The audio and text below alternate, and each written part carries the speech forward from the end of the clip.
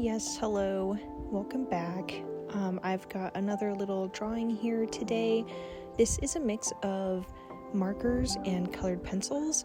I've really been enjoying this combination recently. It just turns out really pretty every time.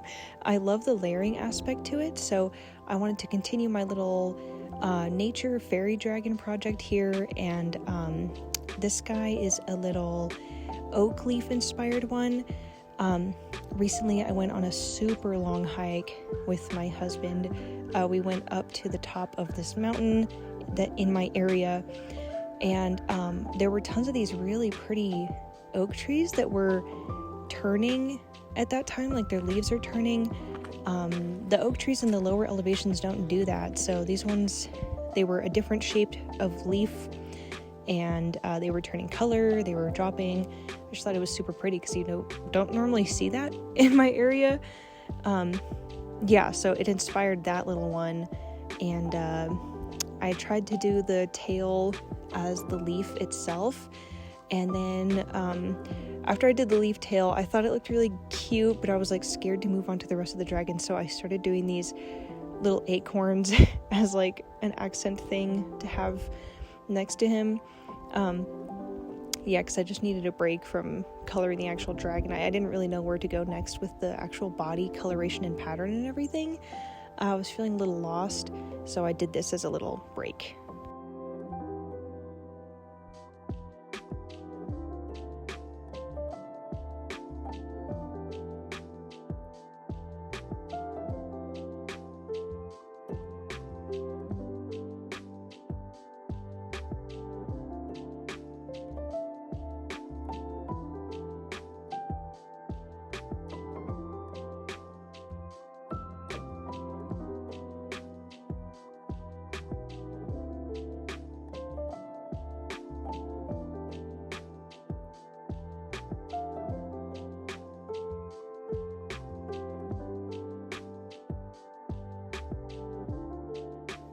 For the body pattern, I ended up kind of going with I was inspired by a satanic leaf-tailed gecko.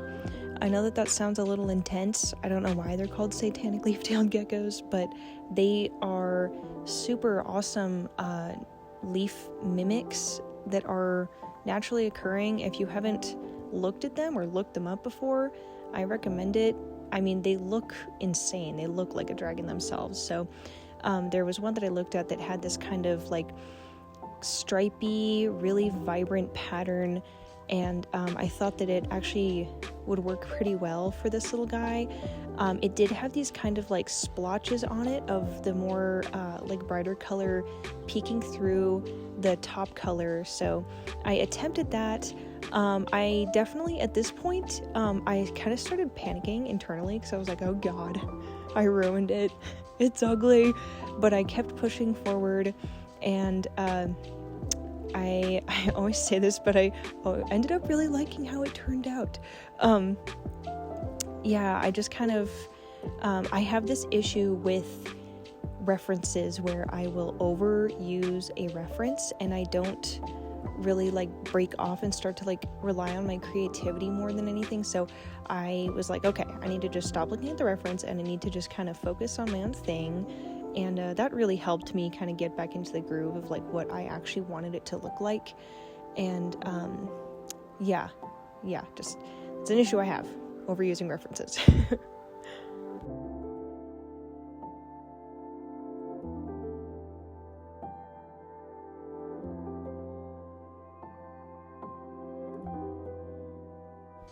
With this drawing in particular, I felt like the colored pencils really just brought it all together and brought it to life.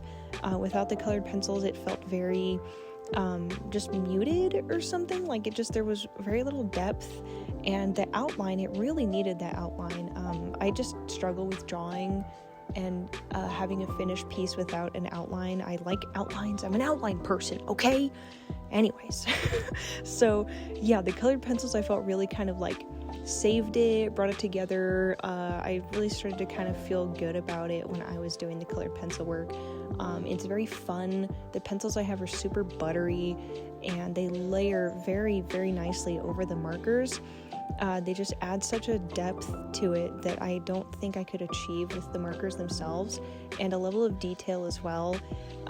At some point, I would love to get like colored pens, different colors of pens, because I just like being able to have the control of the really finer tipped points.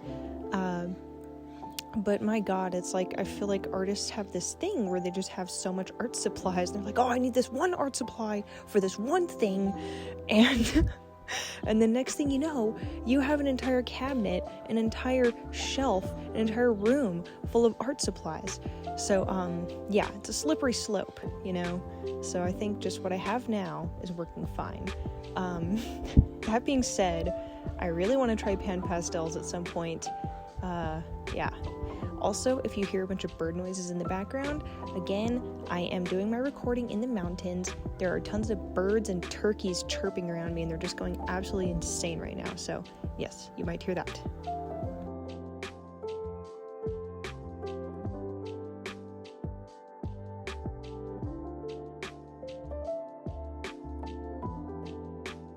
I realized a little bit late that I did this wing incorrectly. The finger that is like closest to the viewer, it was supposed to be like on that edge, not the top edge, but the bottom edge of the brown part. And I just got a little, I think just like confused or distracted or something when I was coloring it. So I put it on the top part instead. Again, it was supposed to be on the side or like the edge. I didn't realize until it was too late. I don't even know if you could notice it, but wings, I kind of avoid drawing dragons a lot of the time because the wing part always is really intimidating. So I don't know, I've just been saying like, just F it, just go for it more recently. I know it's so silly, but it's like, I guess I just have this deep fear of failure or messing things up. I don't know. So yeah, I was like, whatever, I'm just gonna do it. I started to add those red stripes on it, and I really liked that, and I ended up carrying on with it a little bit on the green section, and I feel like it actually made a lot of sense because the veining on the leaves kind of have that, and I was like, ooh, I could just incorporate that kind of into the pattern. And yeah, I liked how it turned out. It was cute. And then yeah, right here again, just adding more detail with the colored pencil. I just feel like it just gave it some looked good. And then also added some scaling and stuff. The scales are always fun to do. I like that. It's a cute little detail to add. I felt like drawing dinosaurs recently has really helped me with understanding some like other types of anatomy and stuff. Like for instance, the legs on this dragon. I tried very many times with the one on the right there, the green one, to get a posture and like pose that I actually liked. I must have like erased and redrawn that guy like 4 or 5 times. The first one too, the one that I haven't colored yet on the left there. It took me a lot of tries to actually get to something I liked. But yeah, drawing dinosaurs has helped a lot. I don't know if it's just the way that their limbs are or something.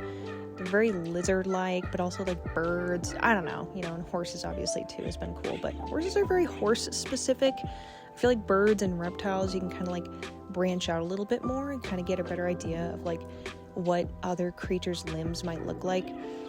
This actual dragon here, I used a cat running away as a reference because I wanted like a really fun, cute sort of action pose. I couldn't decide on anything, and then I saw like on Pinterest a cat running, and I was like, oh my god, yes.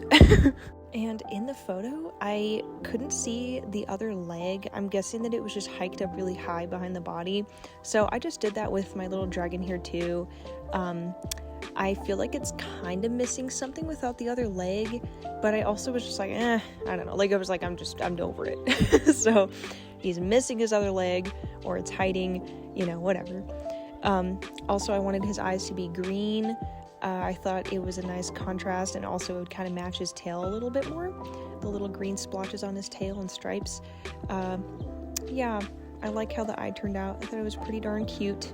Once I added that darker outline too, it just really made it pop more, and the little eye shiny. So, yep, hope you enjoyed this one. Here it is. I think it looks pretty darn cute. Let me know what you think down below. Thanks for watching. Bye!